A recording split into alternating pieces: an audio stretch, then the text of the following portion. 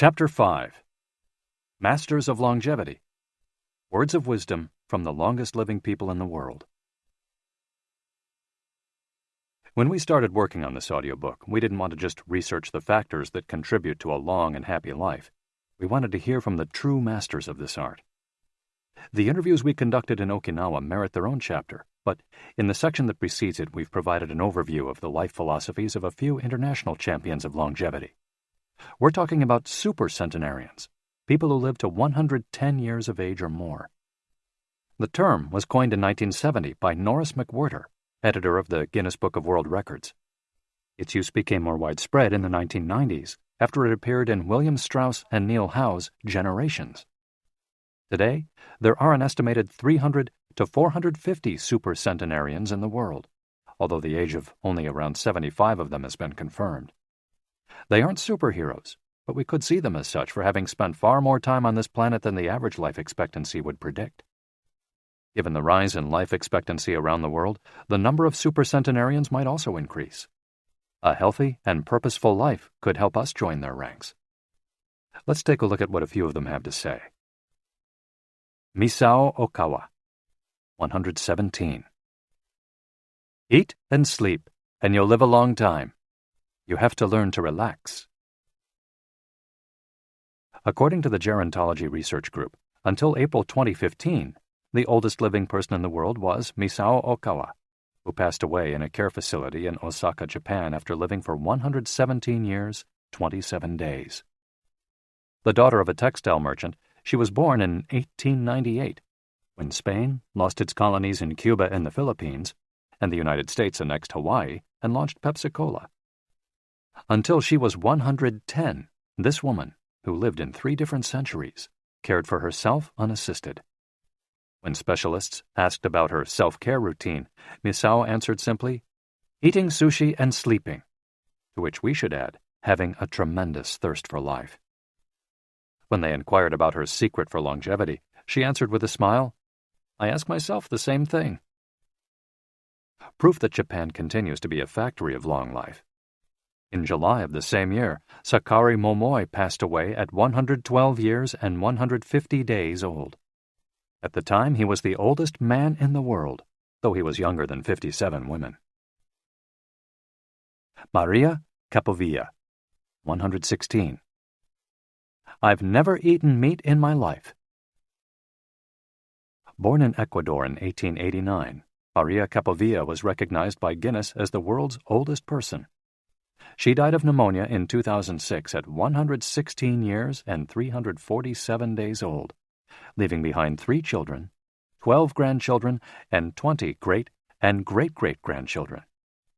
She gave one of her last interviews at age 107, sharing her memories and her thoughts.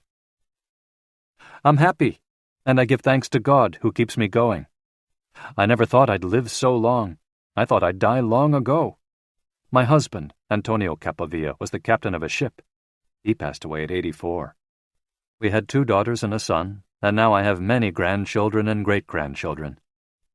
Things were better back in the old days. People behaved better. We used to dance, but we were more restrained. There was this one song I loved dancing to, Maria, by Luis Alarcón. I still remember most of the words. I also remember many prayers and say them every day. I like the waltz, and can still dance it. I also still make crafts. I do some of the things I did when I was in school. When she had finished recalling her past, she began to dance, one of her great passions, with an energy that made her seem decades younger. When asked about her secret for longevity, she responded simply, I don't know what the secret to long life is. The only thing I do is I've never eaten meat in my life. I attribute it to that. Jean Calment, 122. Everything's fine. Born in Arles, France, in February 1875, Jean Calment lived until August 4, 1997, making her, at 122, the oldest person of verified age in history. She jokingly said that she competed with Methuselah, and there is no question that she broke numerous records as she went on celebrating birthdays. She died of natural causes at the end of a happy life, during which she denied herself almost nothing. She rode a bicycle until she turned 100. She lived on her own until 110, when she agreed to move into a nursing home after accidentally starting a small fire in her apartment. She stopped smoking at 120 when her cataracts started making it hard for her to bring a cigarette to her lips. One of her secrets may have been her sense of humor. As she said on her 120th birthday, "I see badly, I hear badly, and I feel bad, but everything's fine." Walter Bruning, 114. If you keep your mind and body busy, you'll be around a long time. Born in Minnesota in 1896, Walter Bruning was able to see 3 centuries in his lifetime. He died in Montana in 2011 from natural causes. He'd had 2 wives and a 50-year career on the railroad. At 83, he retired to an assisted living center in Montana, where he remained until his death. He is the 2nd oldest man of verified age ever born in the United States. He gave many interviews in his final years, insisting that his longevity stemmed from, among other things, his habit of eating only 2 meals per day and working for as many hours as he could. "Your mind and your body, you keep both busy," he said on his 112th birthday. "You'll be here a long time." Back then, he was still exercising every day. Among Bruning's other secrets, he had a habit of helping others, and he wasn't afraid of dying. As he declared in a 2010 interview with the Associated Press, "We're all going to die. Some people are scared of dying. Never be afraid to die, because you're born to die." Before passing away in 2011, he is said to have told a pastor that he'd made a deal with God. If he wasn't going to get better, it was time to go. Alexander Emich, 111. I just haven't died yet. Born in Poland in 1903, Alexander Emich was a chemist and parapsychologist residing in the United States who, after the death of his predecessor in 2014, became the oldest man of authenticated age in the world. Emich himself died a year thereafter, in June of that year, leaving behind a long life rich with experiences. Emich attributed his longevity to, among other things, never drinking alcohol. "It's not as though I'd won the Nobel Prize," he said upon being declared the world's oldest man. "I never thought I'd get to be so old." When asked about his secret to living so long, his answer was, "I don't know. I just haven't died yet." Ikigai artists. The secret to long life, however, is not held by supercentenarians alone. There are many people of advanced age who, though they haven't made it into Guinness World Records, offer us inspiration and ideas for bringing energy and meaning to our lives. Artists, for example, who carry the torch of their Ikigai instead of retiring, have this power. Art, in all its forms, is an Ikigai that can bring happiness and purpose to our days.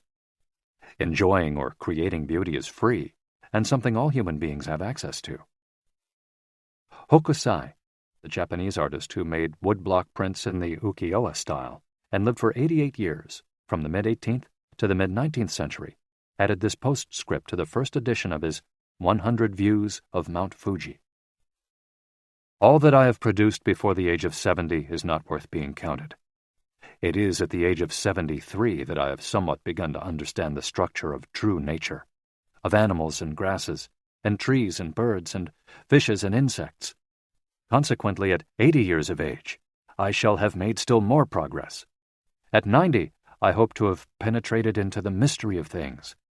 At 100 years of age, I should have reached decidedly a marvelous degree.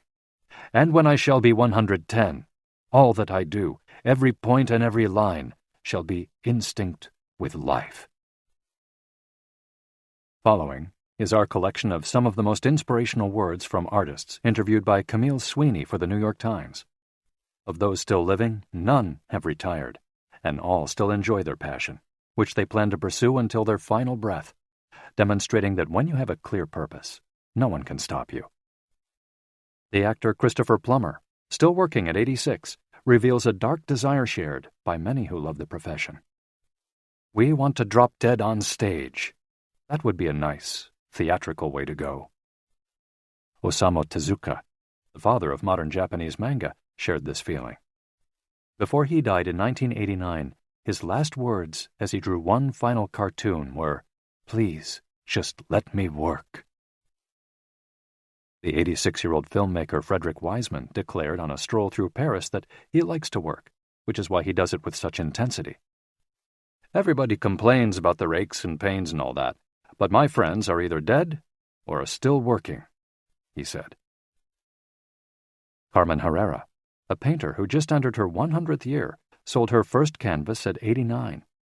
Today, her work is in the permanent collections of the Tate Modern and the Museum of Modern Art. When asked how she viewed her future, she responded, "I am always waiting to finish the next thing. Absurd, I know. I go day by day."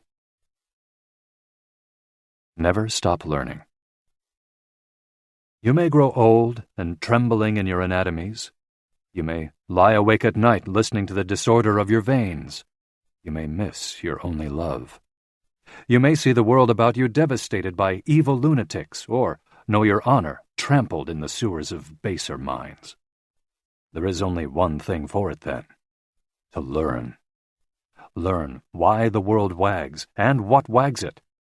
That is the only thing which the mind can never exhaust, never alienate, never be tortured by, never fear or distrust, and never dream of regretting. T.H. White, the once and future king.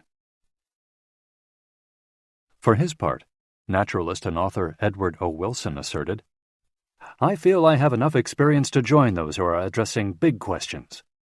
About 10 years ago, when I began reading and thinking more broadly about the questions of what are we, where did we come from, and where are we going, I was astonished at how little this was being done."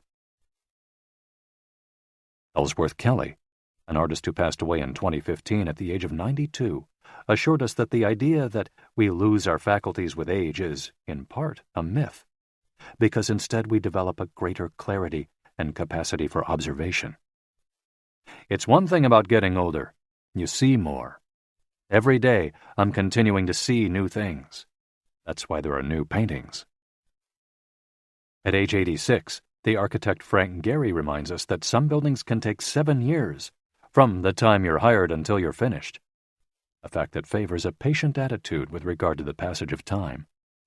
The man responsible for the Guggenheim Museum Bilbao, however, knows how to live in the here and now.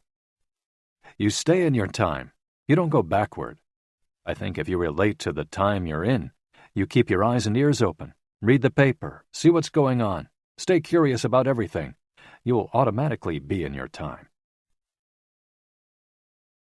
Longevity in Japan.